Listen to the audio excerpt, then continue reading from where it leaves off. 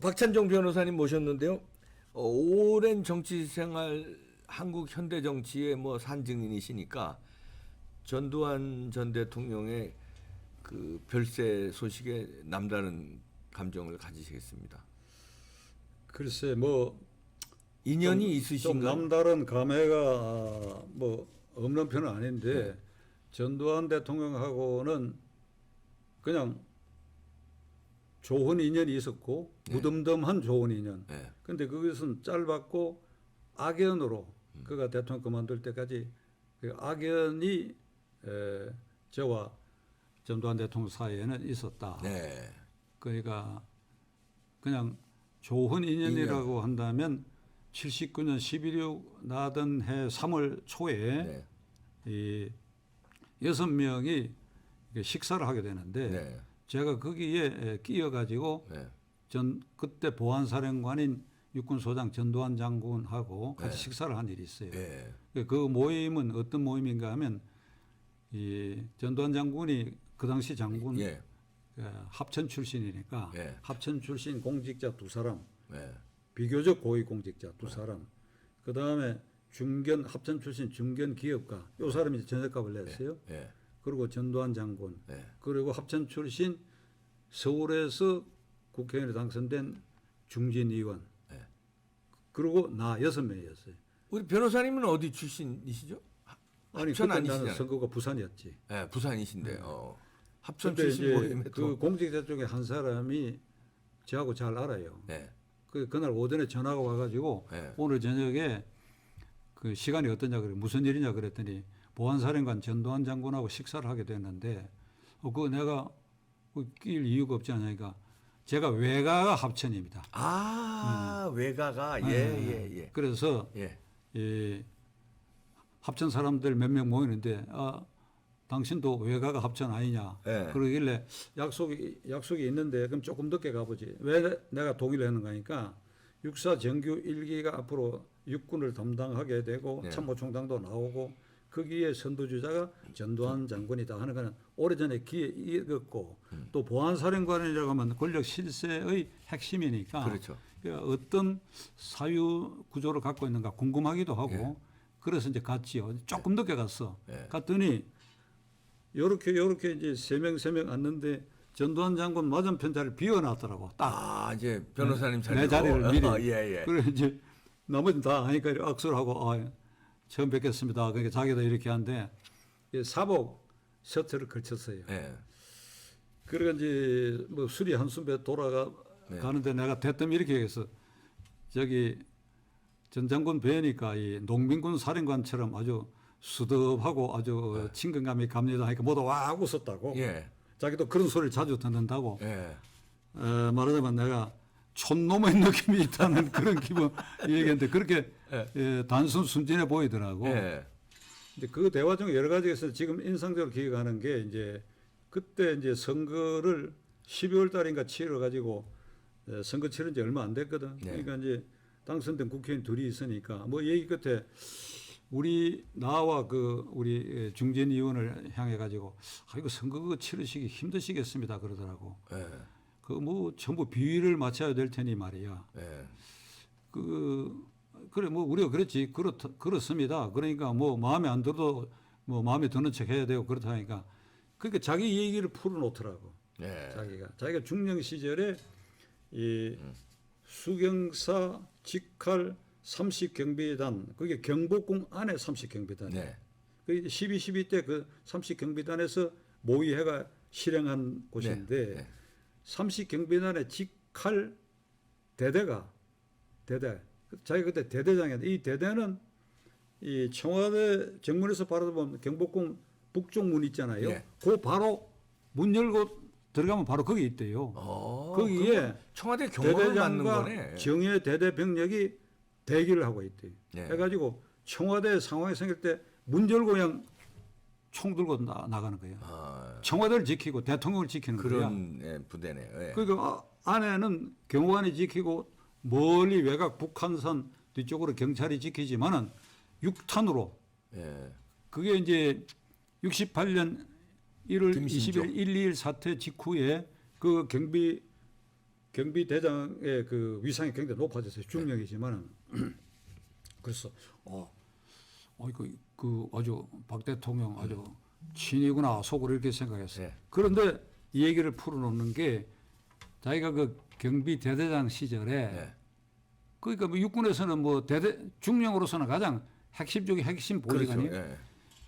그 어느 날 합천군 자기면 시골에는 그 당시에 한면에 일개 초등학교가 있잖아요. 예. 국민학교가 그 면 자기 본적지 면에 초등학교 교장이 자기한테 전화를 걸어왔더라 이게. 예. 그 전중령입니까? 그러니까 예 그렇습니다. 그러니까 지가 거기 그 면 초등학교 교장이라 그러니까 좀 반가운 생각이 들어. 그러시냐고 이랬대요. 예. 자기는 그거 나오질 않았지만 말이야. 그래서 부탁이 하나 있습니다. 그래. 그 뭡니까? 그러니까 사람들이 모두 그러는데 학생들 한 60명 데리고 네. 그 당시 그 화신 근처에 여관들이 많았어요. 올망졸망한 여관들. 거기 와 있는데 고향 사람들이 전중령한테 얘기하면 청와대 안을 구경할 수 있다고 합디다. 예. 그래서 좀 구경 좀 시켜주십시오. 그러니까 그게 가능한가? 좀 호기심도 자기가 생겨가지고 그 전화번호 가르쳐주세요. 그랬대요. 네. 그 받아 적어가지고 이걸 이제 좀 알아봐야 되겠는데 그러니까 오후에 예. 이제 청와대 들어가 사모님을 뵀다 이거야. 예. 그 대대장이니까 예. 사모님 대통령은 문을 수시로 열고 못 들어간다 하더라도 사모님 방에 그 접견실에는 언제든지 갈 수 있는 그런 사이야 그러니까. 예. 그래 가가지고 사모님 이런 일이 있어서 이런데 이게 가능하겠습니까? 그러니까 아이고 데리고 오라고. 예. 지금도 나는 그 전두환 장군 그 포즈를 생생하게 손을 가 아이고 데리고 오라고. 예. 그래가지고 나와가지고 기분이 좋아갖고 전화를 걸어가 내일 아침 몇 시에 그 후문으로 오라고. 예.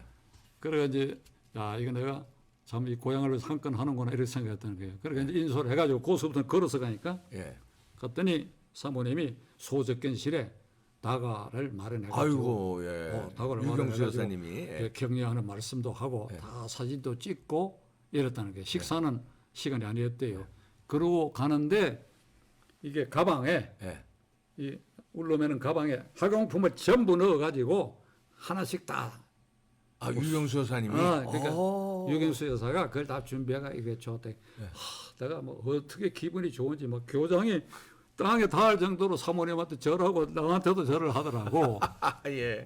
그리고 그 다음 얘기가 그리고 얼마 있으니까 합천군 내 모든 초등학교에서 전화가 왔다.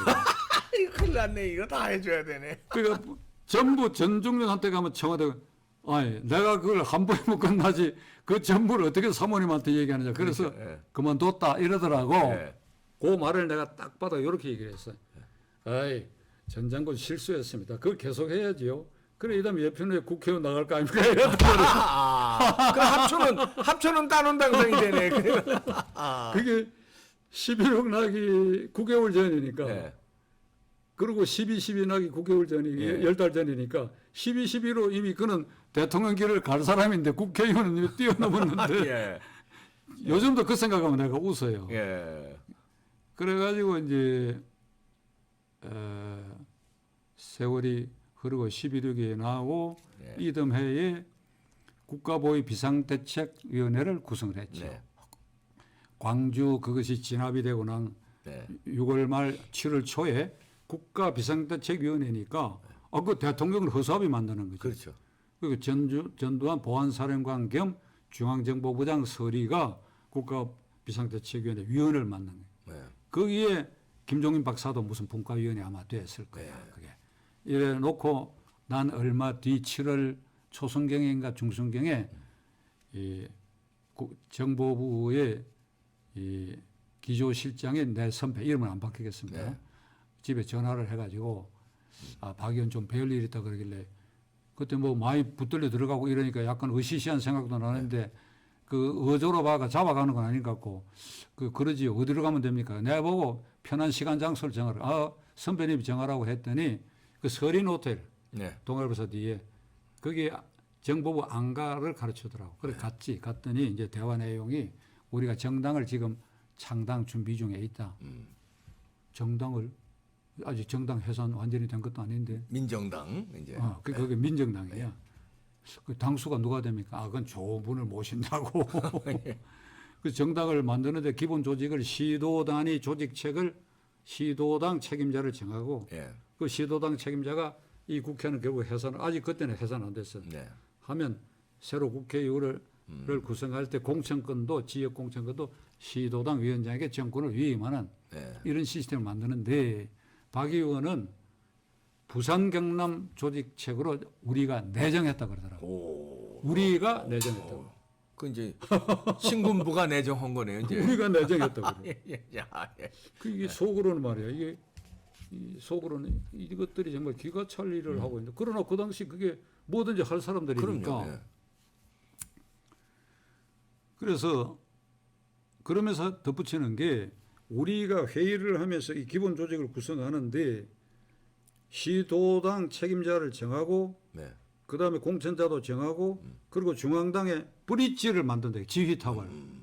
그러니까 총재는 이제 좋은 사람을 선정한다 그러니까 네. 그 밑에 정책위 의장 뭐 이렇게 사무총장 이런 거 정하는데 박 의원은 브릿지에 모시기로 했다. 아, 이렇게 얘기해요.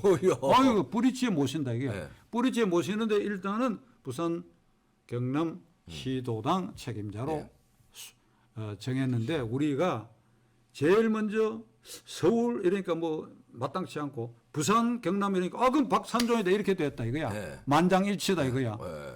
그 누가 모여가 만장일치가 됐는지 알 수가 없는데 뒤에 밝혀진 바에 의하면 이제 정보부 기조실장이었던 내 선배하고 지금 허화평, 허삼수 이런 그 핵심들 있잖아요. 요 사람들이 이제 권정달하고 모여가지고 경찰 책임자는 뒷줄에 앉아가 이 사람들 하는 걸 보고 있는 거예요. 거기서 자 부산 경남 어떻게 하냐 박찬종 좋다 뭐 이렇게 이제 된 거야. 내가 이 얘기를 쉽게 할게요. 이 거절하는 게 아주 어렵습니다. 잘못 거절하면 당할 수도 그렇죠. 있고. 그러나 이래.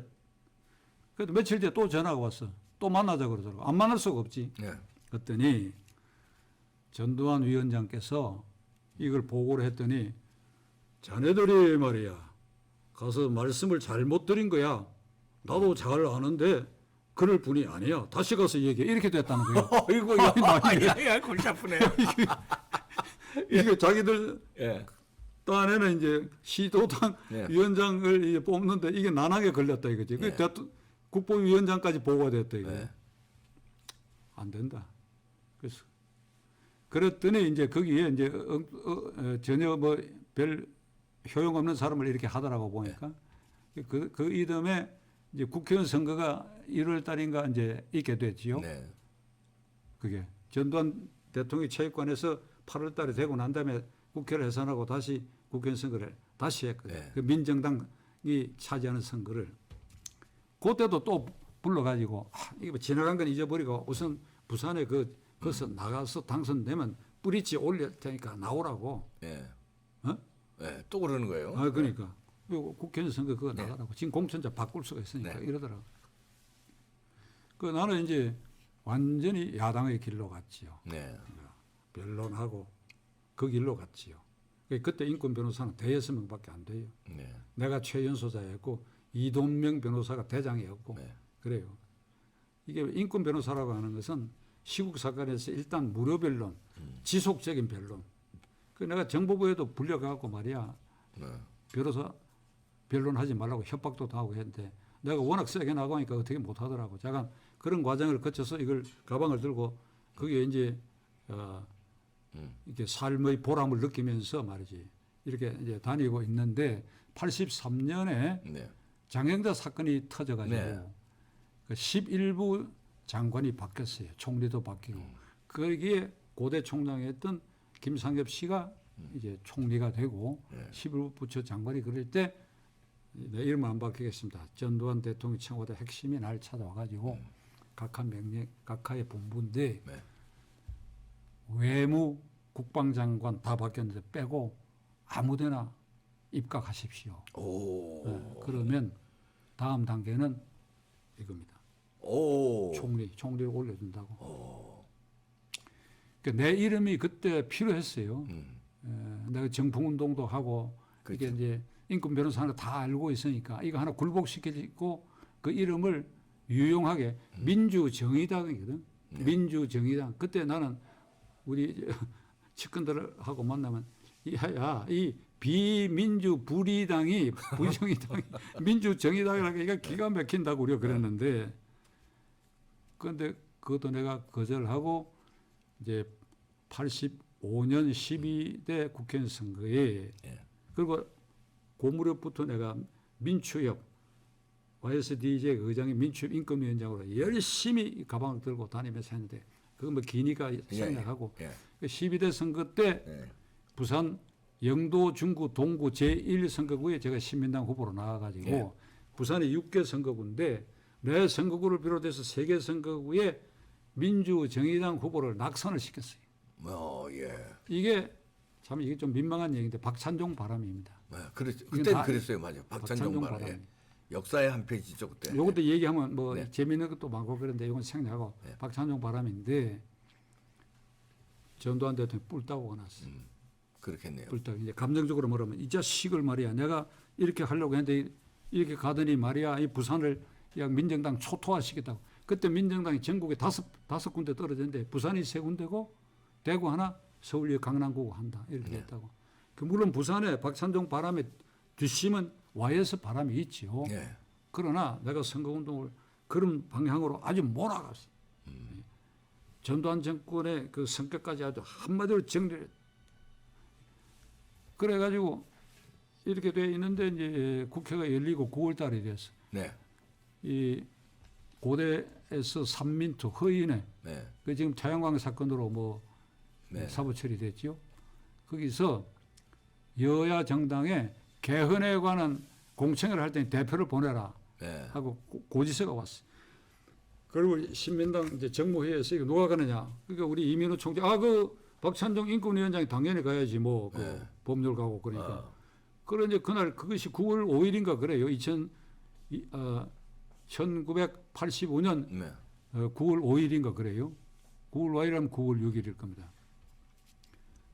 그 선거구가 이제 조순영 의원이 선거구예요. 그 조순영 의원도 정무위원이었어요. 그래서 회의 끝나고 조선배 오후에 같이 갑시다. 그러니까 같이 가야지. 그 선거구니까. 그래갖고 우리 당원들 그때 당원들 한 50명 갔는데 그 중에 기획할 만한 이름이 이제 한광옥 이런 사람들이 끼어 있었지. 그 당에 다 국장급이었으니까. 근데 경찰이 완전히 막아놔 버렸어. 교문에 못 들어가도록. 우리를 붙들어 가지는 못하고. 그 나중에 비가 오는데 한 서너 시간 죽치고 앉아 있다가 몸도 춥고 이렇게 돌아가야 되겠는데 국어를 외치고 가다 이렇게 됐다고. 그 내 보좌관이 선두에 서서 막 이렇게 했는데 그날 저녁 9시에서 이게 비춰졌어. 야 저거 잡아라 이렇게 된 거야. 청와대에서. 그러니까 보복의 기회가 딱 잡혔다고. 그래가 구인장이 발부돼가 붙들려가고 집시법 위반으로 기소가 되고 변호사 업무를 3년 4개월 정지당하고 세무사찰을 당했는데 내 주변 내 뒤도 캤는데 뭐 먹은 게 있어야지. 여의도 세무서가 말이야. 고지서가 300 몇십만 원 내라고 난데없이 날라왔더라고. 그 당시 300 몇십만 원은 큰 거죠. 아니 큰 거나 많아. 내가 도대체 소득이 없는 변호사였는데. 인권 변호사인데. 내 주변도 당하고 그 여의도 아파트 내가 사는데 그 경찰이 거기 그 출입구에 상주하고 그렇게까지 해가 재판을 30몇 번을 했어요. 그게 결국은 6.29 나기 직전 4월 달에 집행유예 판결이 나고 그러니까 6.29 후 고등법원에 가서 무죄 판결을 받았는데 그게 당해본 사람은 압니다. 그 나와 가족들 그리고 주변이 아주 초토화돼요 정신적으로. 그 세금 어찌 되느냐? 그때 국회의원이니까 보좌관 보고 여의도 세무서에 가봐라 어찌하면 되냐 했더니 그 직원 얘기가 이거 내지 마십시오 그런다 이게야. 안 되면 어떻게 하냐? 한 3년 안 내면 그냥 이렇게. 근데 그 미안해서 어떻게 아유 자기들이 좋은 마음으로 그러니까 이거 도와드립니다 이러더라는 거야. 그러니까 세금은 안 냈지요. 안 냈으나 그래서 이제 전두환 대통령하고는 이제 그런 악연으로 끝났는데 백담사에 가 있을 때 여기 마무리입니다. 가 있을 때 내 보좌관이 그 스님 몇 분하고 서울에서 그 방문하러 갔는데 이게 따라갔어 우연히.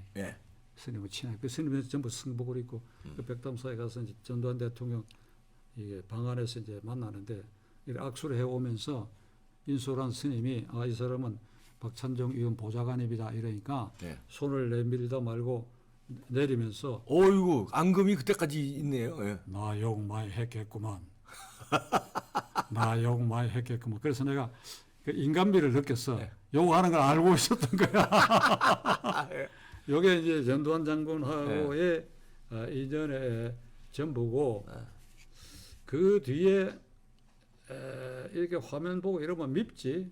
미우나 뭐 그러니까 김대중 대통령이 대통령 되고 이 전두환 노태우 전직 대통령 초대해가지고 근데 그 주의석을 말렸더니 김 대통령 한 얘기가 있어요. 사람은 미워하지 말자. 죄는 미워하되. 그러니까 김대중 대통령이 광주 피해 지역의 압도적 지지로 된 대통령이니까 그 말 해도 돼요. 다른 대통령이 호남 출신 아닌 대통령이 그 말 하면 벼락 맞지요. 그래서 최근에도 토로하기를 김대중 대통령 5년 동안 참 편안하게 지냈다. 이순재 여사가 그런 말 했잖아요. 예, 그런 말 했죠. 그러니까 그런 걸 생각해 보면 영욕이 겹쳐져가 죽는 순간까지도 이렇게 농축적으로 온몸에 말이야. 뭐 일부 반짝반짝하는 것도 있고 상처도 있고 이러면서 생을 거둔 것은 역사상 아마 처음일 거예요. 전제왕조 시대 같으면 반대파를 전부 죽여버리니까 네. 뭐 죽을 때까지 뭐 욕 안 먹지요. 근데 공화정 아래 이게 출발이 유혈 쿠데타로 정권을 잡고 광주라는 게 걸려 있으니까 그냥 마지막 순간까지 이게 이 주홍 글씨가 지워지지 않다 이게. 네. 그러면 전두환 시대를 어떻게 평가해야 되냐 하는 것은 네. 이후 역사가 평가할 일인데 네. 그의 재임 기간 중에 경제는 호황이었어요. 네, 그렇죠. 박정희 그건 대통령 누구나 말기에 오일 쇼크가 왔고 무역 적자 이걸 다 극복했고 무엇보다도 이게 전자 교환기 시스템을 지금처럼 구축을 했는데 이게 오늘날 IT 산업의 근간을 만들었어요. 네. 그리고 국제 경쟁력 강화를 해서 아주 시장을 완전히 개방하고 무엇보다도 올림픽을 유치했다.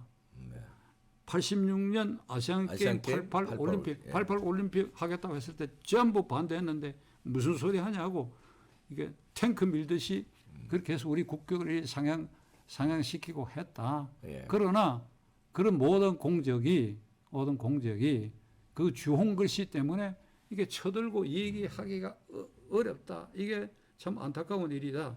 그런데 세계 역사상 군사 쿠데타 유혈 혁명으로 유혈 쿠데타로 정권을 잡은 그 정권의 마무리 말미 개성 정권이 순차적으로 공화정으로 이전한 경우가 드물어요. 네. 또다시 쿠데타를 하거나 그 연장하다가 전부 패망하는데 그 6.29 선언이란 걸로 일단 전두환 대통령이 받아들였대요. 네. 그러니까 유혈 없이 일단 공화정으로 일단 넘겼다.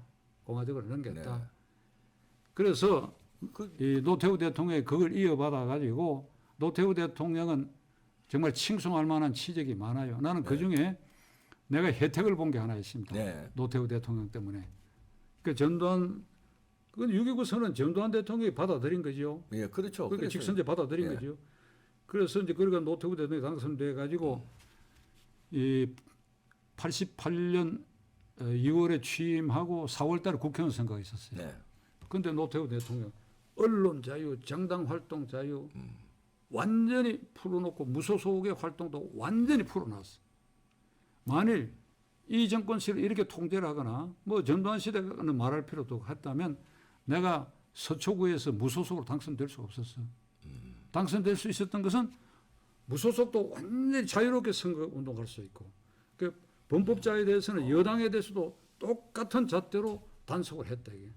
그래서 나는 그 점에 있어서 이게 전두환 정권의 공화정의 순탄한 이동 그리고 그것을 구체적으로 실현한 나는 노태우 대통령에 대해서 내가 개인적으로 그 선거 그렇게 안 했으면 그 다음에도 내가 다시 또 무소속으로 당선될 수 있었던 것도 네, 개인적이 아니라 그만 그런 건 높이 평가해 줘야 돼요. 그때 군사 통치 시절이니까 자기들 마음대로 독한 마음 먹으면 밀어붙일 수도 있는데 열어준 것이 전두환과 노태우 대통령의 어떻게 보면 용단이다. 그 점은 높이 평가해야죠. 뭐.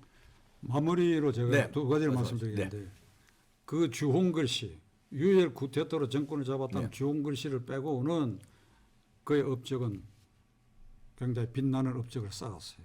전두환 대통령이 예. 쌓았는데 그 업적을 쳐들 수 없게 된 게 이 주홍걸 씨가 워낙 붉고 두껍다는 거예요. 그렇죠. 그다음 두 번째로는 그 추징금 문제 있잖아요. 네. 이게 노태우 대통령 완납을 했고 2천 몇백억. 네. 오늘도 보니까 800 몇십억이 미납이던데 전두환 대통령이. 아마 내가 듣기로는 노태우 대통령은 주변 친인척이 부담했다고 봅니다. 네. 그게 뭔가 하면 뇌물죄로 뇌물로 대기업들로부터 뇌물로 거둬들인 그 돈이 그만큼이다. 네. 2천 몇백억이다. 그러니까 이거 범죄 수익이니까 추징하겠다는 거거든. 네. 그런데 이걸 따져보면 걷어갖고 다 썼다고. 통치 자금을 썼죠. 정치자금 썼겠지. 쓴 것도 많이 있겠지. 그런데 이 전두환 대통령인들 만일 그런 거액이 아직 남아 있다 그러면 아마 그 성격상 다 갚았을 것인데 네. 천 몇백억까지는 갚아졌지요. 네.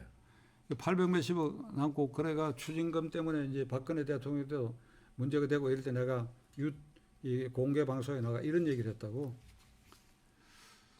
전두환 대통령으로부터 은혜를 입은 사람들이 많지 않느냐. 재벌들은 그렇다 치지만은 고위공직자로 내가 알기만 하더라도 말이지.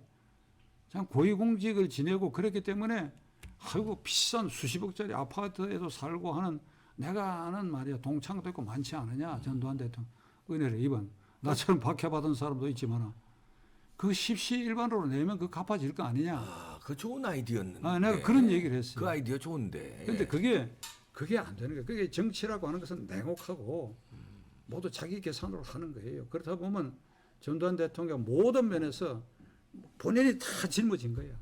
그러게요. 본인이 다 양지 만든 부분도 딴 사람이 다 빛나게 되어 버렸고.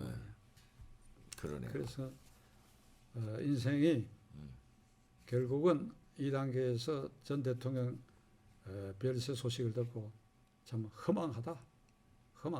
네. 죄는 미워하되 사람을 미워해서는 안 되겠구나. 네. 그 백낙청 씨도 그런 얘기를 했어요. 그렇게 했더만요. 어저께 말씀하셨더만요. 네. 아유, 저 남다른 얘기 들었네요. 역사의 또 한 페이지가 장식이 되네요. 박찬종 변호사님이셨습니다. 고맙습니다.